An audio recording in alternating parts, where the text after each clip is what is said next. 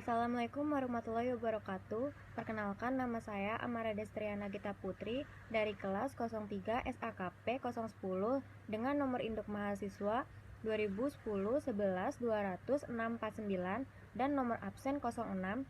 Di sini saya ingin menjelaskan tentang produk domestik regional bruto atau PDRB di Provinsi Bali. Yang pertama, saya akan menjelaskan tentang gambaran umum disparitas dan konvergensi PDRB per kapita Bali. Disparitas antar daerah tidak dapat dihindari akibat tidak terjadinya efek perembesan ke bawah atau trickle down effect dari output secara nasional terhadap masyarakat mayoritas bahkan sampai saat sekarang atau saat reformasi. Kenikmatan hasil output nasional hanya dinikmati oleh segelintir golongan minoritas. Angka kemiskinan absolut justru meningkat karena semakin lebarnya jurang perbedaan antara golongan kaya dengan golongan miskin. Sampai tahun 2006, jumlah penduduk miskin di Indonesia adalah sebesar 39,05 juta orang. Sedangkan untuk Provinsi Bali adalah sebanyak 243.500.000 orang. Disparitas pendapatan antar daerah merupakan topik yang perlu dikaji dengan memperhitungkan beberapa alasan. Dasar utama menariknya hal ini untuk diteliti karena disparitas merupakan suatu hal yang dapat menghambat pembangunan daerah khususnya dan pembangunan nasional pada umumnya. Provinsi Bali yang memiliki 8 kabupaten dan 1 kota dengan potensi daerahnya yang relatif berbeda telah mengalami disparitas pendapatan. Gejala disparitas pendapatan per kapita antar kabupaten atau kota di Provinsi Bali dapat digambarkan pada tabel 1 dengan menggunakan indikator PDRB per kapita atas dasar harga konstan 200 dari tahun 1993 sampai tahun 2006. Data yang tersaji pada tabel 1 menggambarkan bahwa kondisi kesejahteraan masing-masing kabupaten atau kota mengalami ketimpangan. Peringkat tertinggi dalam PDRB per kapita antar kabupaten atau kota selama tahun 1993 sampai dengan tahun 2006 dipegang oleh Kabupaten Badung, yang kemudian disusul oleh Kota Denpasar. Dua wilayah tersebut yang memiliki PDRB per kapita di atas PDRB per kapita Provinsi Bali selama kurun waktu 1993 sampai dengan 2006. Berikut tabel yang dimaksud. Perbedaan yang sangat mencolok terlihat dari PDRB per kapita antar Badung atau PDRB per kapita tertinggi dengan Karangasem PDRB per kapita terendah. Rentangan nilai perbedaannya sangat jauh antar kedua wilayah tersebut, sehingga tercermin suatu disparitas pendapatan antara daerah tertinggal yaitu Karangasem dengan daerah maju yaitu Badung. Apabila dilihat dari laju pertumbuhan PDRB per kapita masing-masing kabupaten atau kota, maka Kabupaten Badung yang memiliki PDRB per kapita tertinggi memiliki laju pertumbuhan PDRB per kapita yang tinggi pula, atau bahkan berada di atas laju pertumbuhan PDRB per kapita Provinsi Bali pada tahun 2006. Kondisi paling menarik terjadi pada pertumbuhan PDRB per kapita Kabupaten Badung, di mana tahun 2003 mengalami pertumbuhan yang negatif yaitu sebesar 9,8% dan sangat tinggi dibandingkan dengan daerah lainnya. Fenomena tersebut terjadi begitu dramatis, di mana kabupaten pemegang peringkat tertinggi mengalami perlambatan laju pertumbuhan.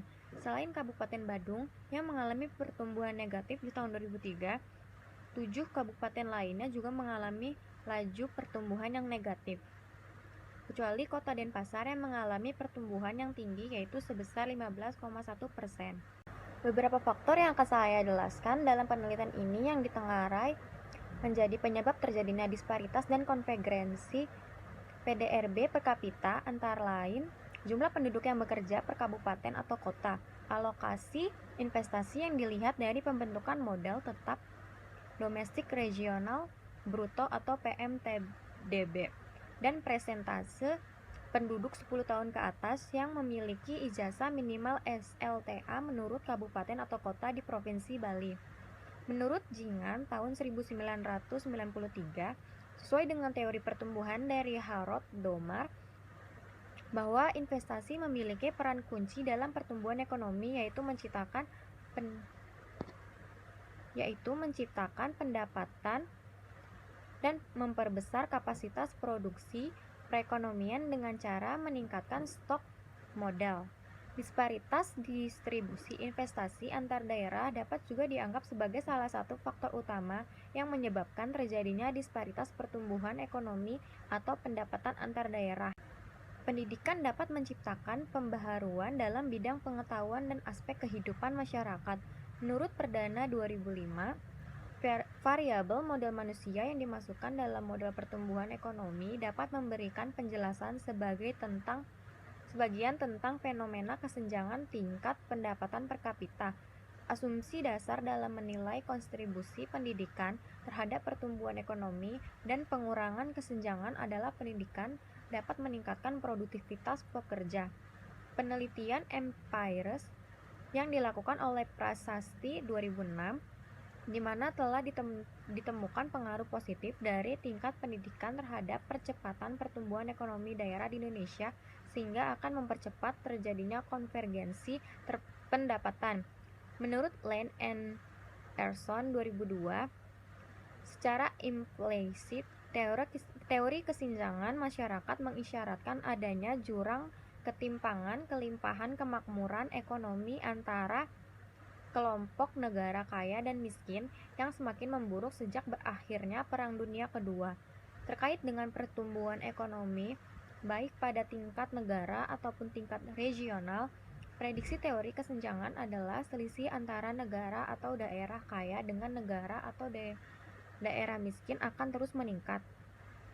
Hal ini disebabkan karena negara sedang berkembang sangat sulit untuk meningkatkan pendapatan per kapitanya karena adanya ledakan pertumbuhan pendudukan dari masing-masing regional dan secara nasional. Teori konvergensi menyatakan bahwa tingkat kemakmuran yang dialami oleh negara-negara maju dan negara-negara berkembang pada suatu saat akan konvergen atau bertemu pada satu titik. Ilmu ekonomi juga menyebutkan bahwa akan terjadi catching up effect, yaitu ketika negara-negara berkembang berhasil mengejar negara-negara maju. Hal ini didasarkan asumsi bahwa negara-negara maju akan mengalami kondisi steady state, yaitu negara yang tingkat pendapatannya tidak dapat meningkatkan lagi karena tambahan investasi tidak menambah pendapatan. Sementara negara maju diam. Negara berkembang yang memiliki tambahan investasi sehingga menambah pendapatannya akan terus mengejar dan akhirnya pada suatu saat akan menyamai pendapatan negara maju atau terjadi catching up effect. Sekian yang dapat saya sampaikan. Apabila ada salah-salah kata atau teori mohon dimaafkan. Wabillahi taufiq walhidayah. Wassalamualaikum warahmatullahi wabarakatuh. Terima kasih.